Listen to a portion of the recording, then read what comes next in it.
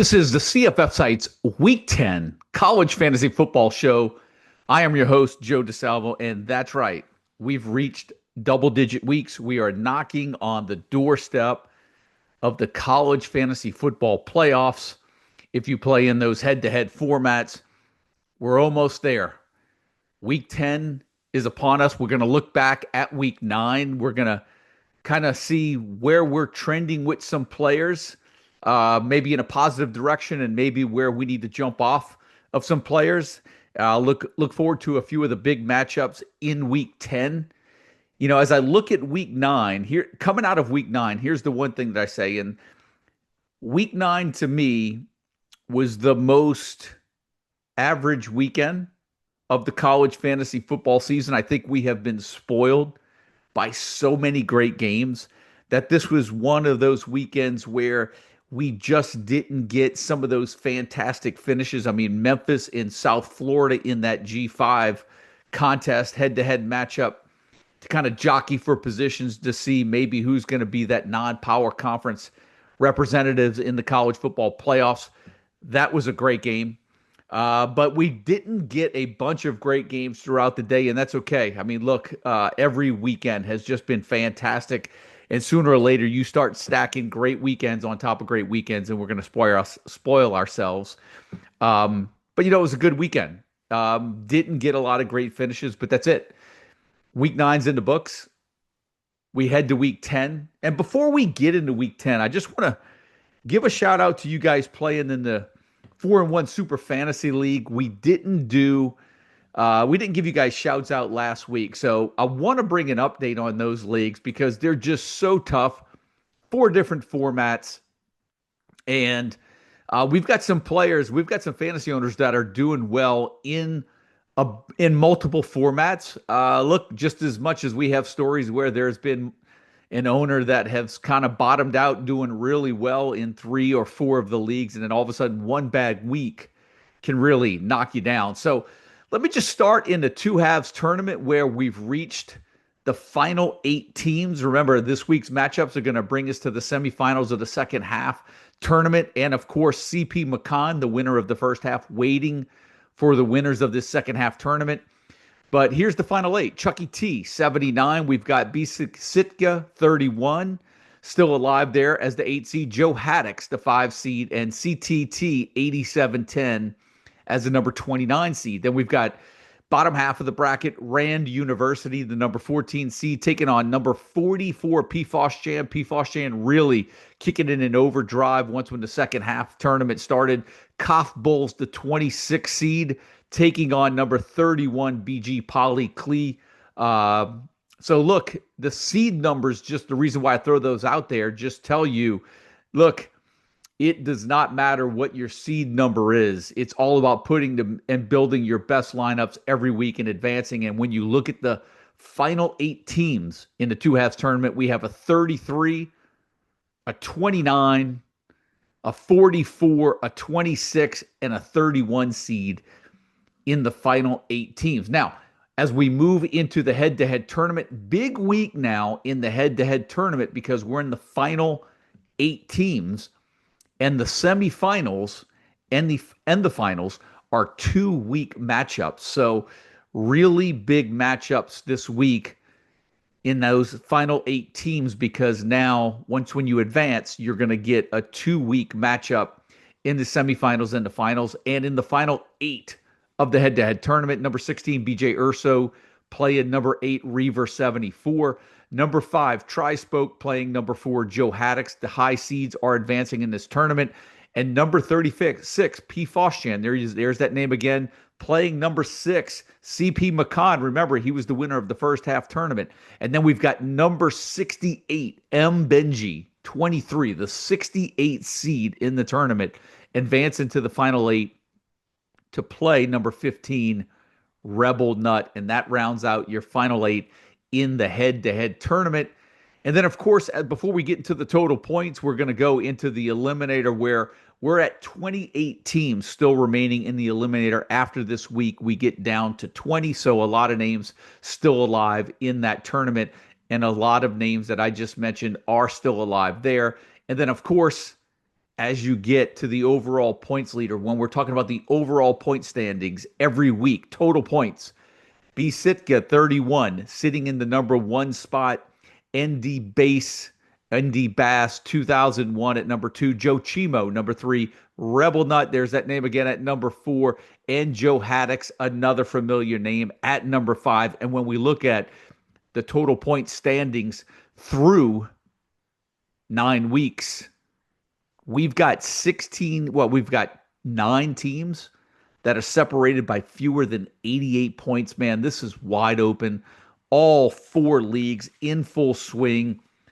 But man, it's wide open. So congrats to all of you guys doing well in the 4-1 Super Fantasy League. Just wanted to give you guys your proper shout out this week because I skimmed through it last week. So let's talk about week 9. I already mentioned, look, not the greatest games, but you know what? We're talking about fantasy football. That's the angle that we're looking at. And again, like I usually do, just going to go in order of the games as they were played, what really stands out to me as we kind of come out of week 9, go into week 10, and move into really what I just call the home stretch of the season, the double-digit weeks, 10, 11, 12, 13, 14.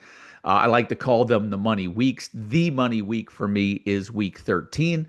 But these are the money weeks. This is when a lot of decisions that you make are going to affect whether or not what's your seed, whether or not you qualify. And there we go. It's as simple as that. So as we look at the games last week, there's one thing when I look at South Alabama, Bishop Davenport just really hasn't put it together at the quarterback spot. Devin Voisin has now gone 5 straight games without a touchdown.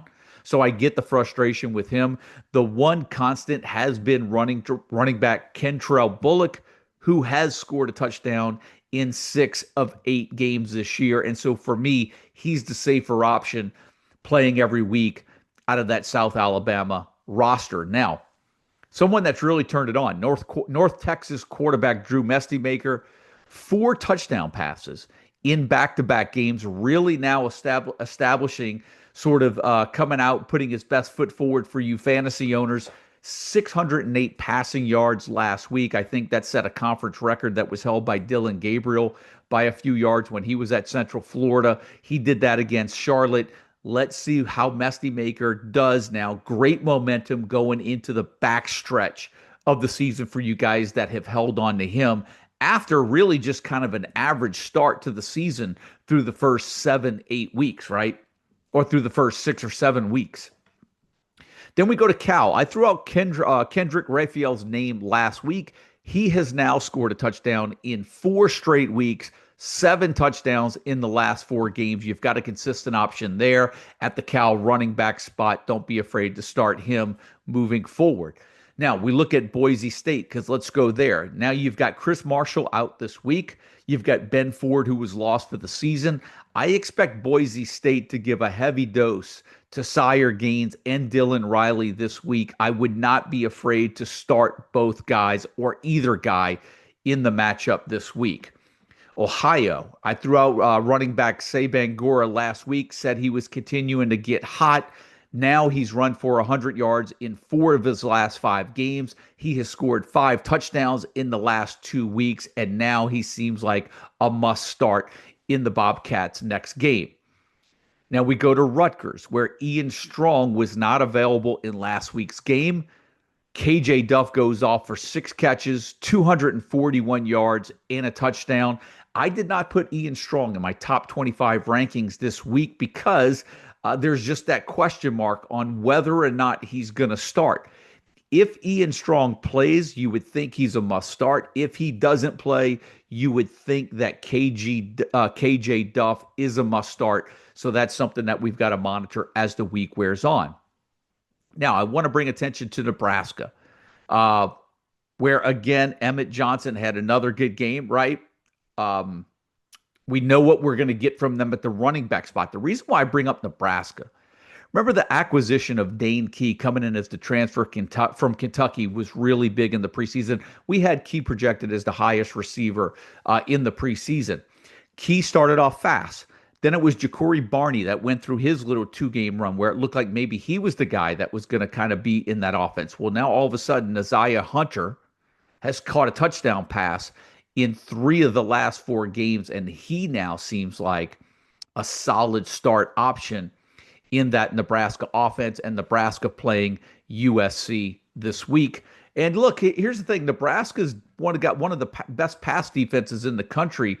You've got King Miller there for USC. I think is going to be a solid option against that Nebraska run defense. Remember what Darius Taylor from Minnesota was able to do and the numbers he was able to put up a couple of weeks ago. Don't be afraid to start King Miller on the road this week at Nebraska. One of the better games from the last weekend, Ole Miss goes on the road, beats Oklahoma. To me, looks like they beat them pretty handily. I even think Ole Miss kind of left some points out there on the field.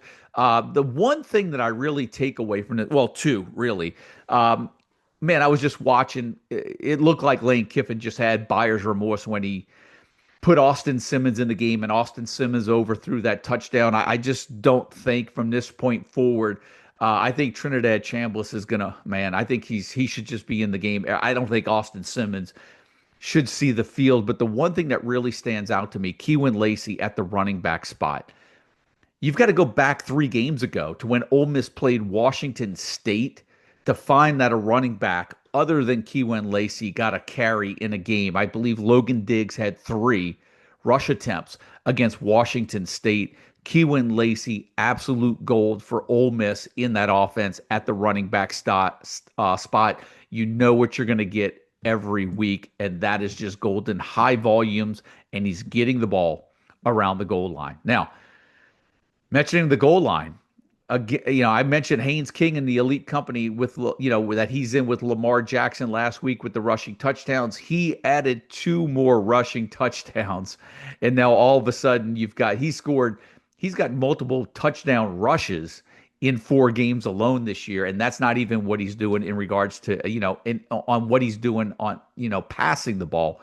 But rushing, he's an absolute monster, again, going into week 10 as one of the top quarterbacks on the board. Now, as we look at the quarterback position at Auburn, I've been banging on Jackson Arnold all year.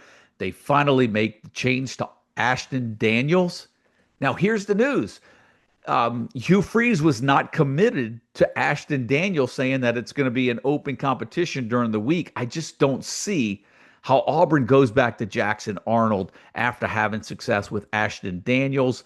For you guys in tight leagues that may be conference specific, I do think it's worth a flyer on Ashton Daniels because it's hard for me to think that Jackson Arnold's going to go back to starting. We'll see how that plays out, but I think Ashton Daniels has to be the starter over there at Auburn. Now, a disappointment for a lot of people, and it's been a sore spot in the Discord, has been Buffalo. Running back Al-Jay Henderson, I touched on him last week. I think there's some offensive line problems there. He's now gone 4 straight games without a touchdown. Anybody looking to leave him on the bench, I completely get it. And of course, a lot of you guys actually looking to dump him. I get that too. At this particular point of the season, you got to weigh your options. Is it worth the risk of letting somebody go who possibly could blow up over the last couple of the games of the season? But from what we've seen, I don't know if that's going to happen. I don't think Al-Jay Henderson even has a 100-yard rushing game to his credit this year. So if you guys need the roster spot, no arguments from me on letting go of Al-Jay Henderson. Now, I think somewhat of a disappointment too has been Utah State quarterback Bryson Barnes. The last 3 weeks, he's only accounted for 4 touchdowns, and 1 of those were rushing, 3 of those were passing. And, he came out 4 weeks ago, I think maybe when Utah State, I forget who they played. Maybe it was South Carolina. I'm forgetting the matchup where I was like, you know what? I think Bryson Barnes is going to be one of the top quarterback plays moving forward through the rest of the year. He's been somewhat disappointing over the last couple of weeks. And then as I look back at the schedule, I realized that those big weeks that he had was when he had 2 rushing touchdowns against Air Force, 3 rushing touchdowns against McNeese State. We know McNeese is an FCS team, and now we really know how bad Air Force's defense is. So maybe looking back on it, the numbers were inflated based on the opponents. Now, some having concerns about Bryson Barnes moving forward, and I get it, and he's certainly been knocked back for me moving forward. I just don't see where he's going to be projected super high in the next matchup. Now, someone that we have to really jump on, UConn, and I know everybody's been on Skylar Bell all season long. He's coming off that season high 158-yard performance. He's now racked up 5 100-yard receiving games this season, and the Huskies host UAB this week. Skylar Bell, likely the top receiver on our board, or at least in my rankings this week. Now, somebody that I think is going to make the rankings, that's a different name, is Temple receiver Kajaya Holloway. He's gotten, 3 straight games, 85 yards receiving, 146 yards receiving. Those were his last 3 weeks. He's run up 4 touchdowns in that stretch as well. And for me, that's consistency. That's somebody you want to jump on. Somebody that's had 3 straight games. That's the name that you want to look for this week with Kajaya Holloway. Now, look, sometimes you get burned in that situation because I'm going to jump to Louisville.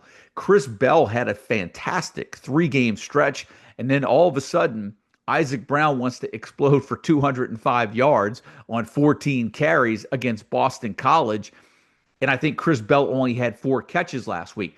That's the chances you take sometimes. Look, when you get a receiver that can have 3 straight games like that, it's almost hard, 1, not to project them high in that 4th game, and 2, not to rely on them to have a big week, thinking that you're going to get a big week from them. Remember, that happened to Chris Bell after 3 straight weeks. It could happen to Holloway at Temple, but when you have a player that's been that consistent, it's almost difficult. It's very difficult to not start him, and I think he's a start obviously this week. Now, one team that has looked a little bit different, or I think we need to give a little bit credit to, is Washington State.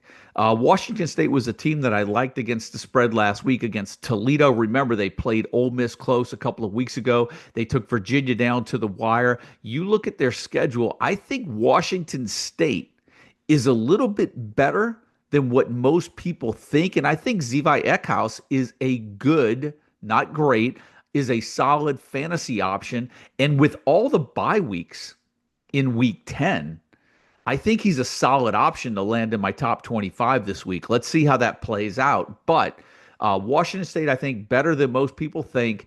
And 32 buys on a team this week, I think that puts Eckhouse within the top 25 quarterbacks this weekend. Now, let's go over to Pitt, because Desmond Reed, in his situation, is he healthy? Is he not healthy? He did play last week, 13 carries, 41 yards, and a touchdown against NC State. Not exactly what his fantasy owners want or expected of him, being that he was one of the top probably 3 running backs off the board in all of the college fantasy football drafts this past season. But I do think Desmond Reed could get more touches.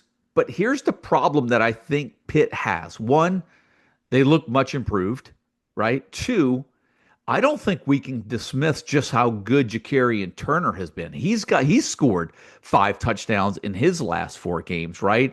He's got double-digit rush attempts in the last 4 games. So if you're going to get Desmond Reed more involved in the offense, or you're going to give him more touches, you've got to take some away from Turner. I just don't see that happening.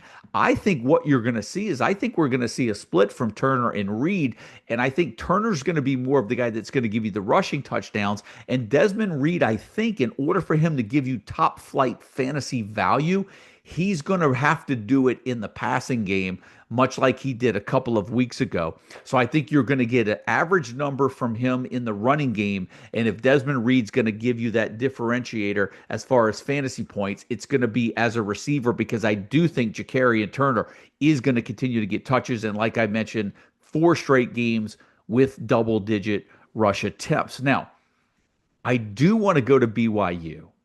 And I want to stop here for a second, because even though look, if you have BYU, you are going to be sweating out whether or not LJ Martin's going to return for that game against Texas Tech. That's going to be a huge game, right?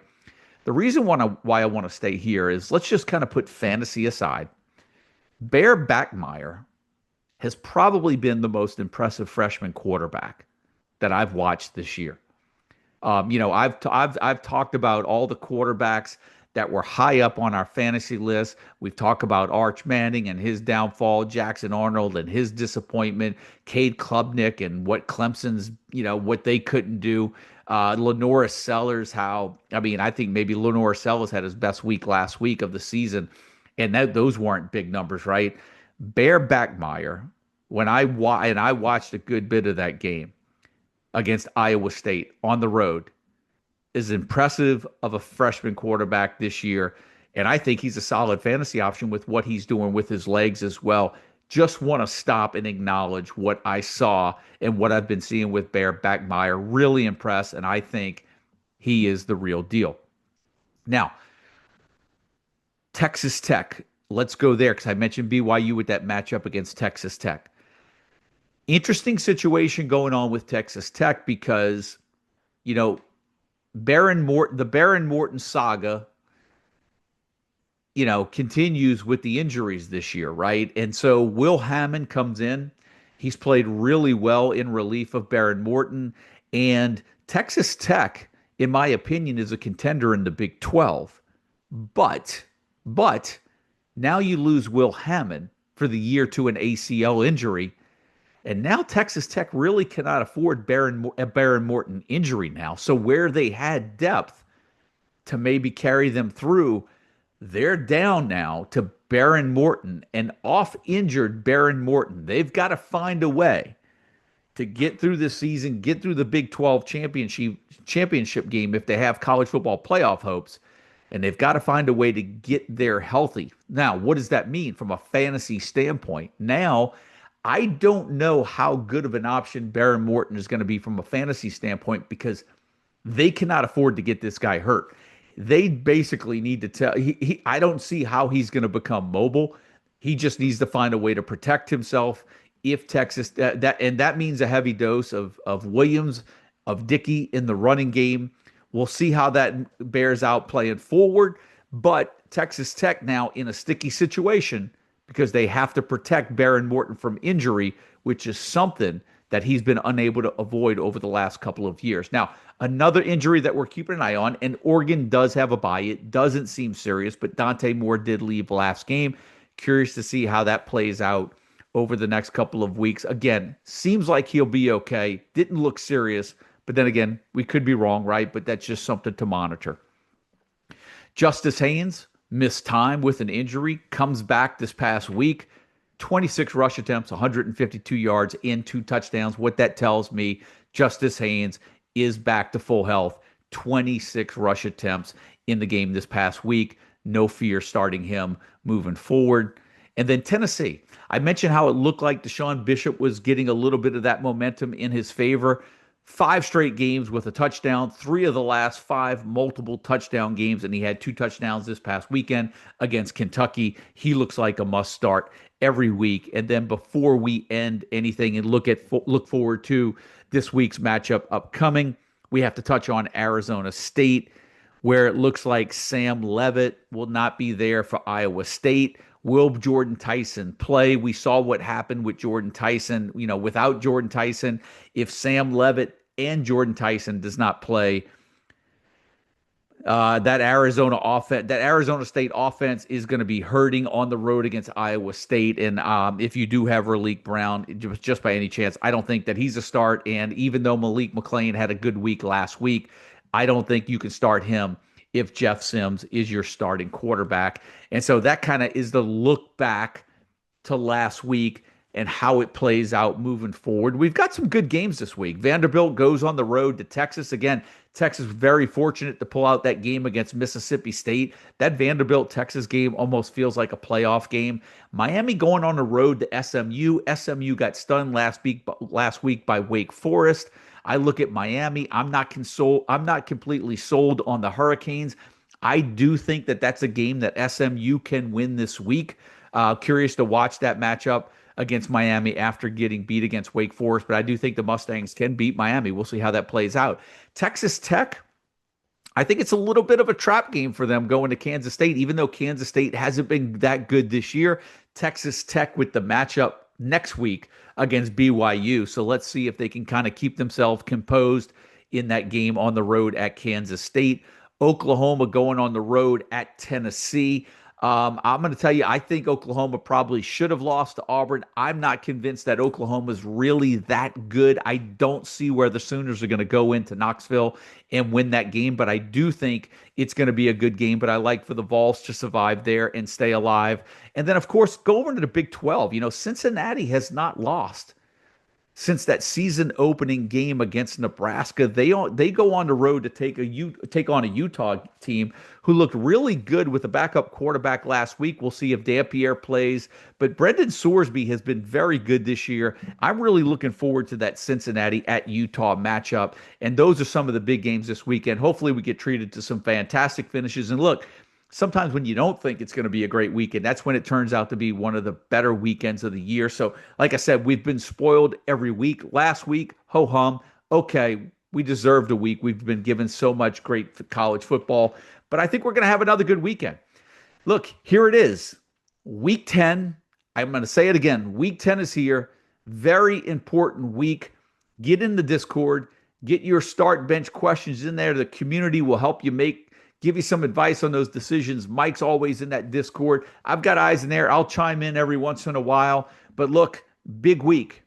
Every move matters. Games have already started at the time of recording this. The Tuesday night games are going on.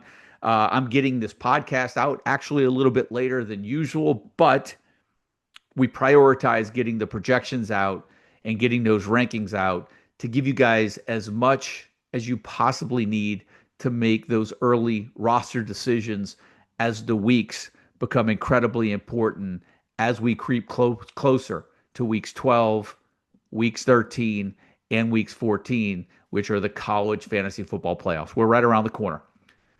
Remember, roster depth, oh so important. I think 32 teams on a bye this week, 32 or another 33 on a bye next week. This week and next week, it's all about surviving, all about using that waiver wire. And remember, for the teams that are using the waiver wire because they're fighting and scratching and clawing to stay alive, if you're sitting there in the catbird seat, you're sitting there high up, keep an eye on that waiver wire. You might just find a gem that's got a great couple of matchups at the end of the year that someone else had to jump off of right now because they need to win.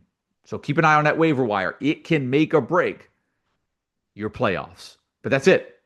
Here we go. Week 10. Let's get it started. I'll see you guys next week. Good luck this weekend.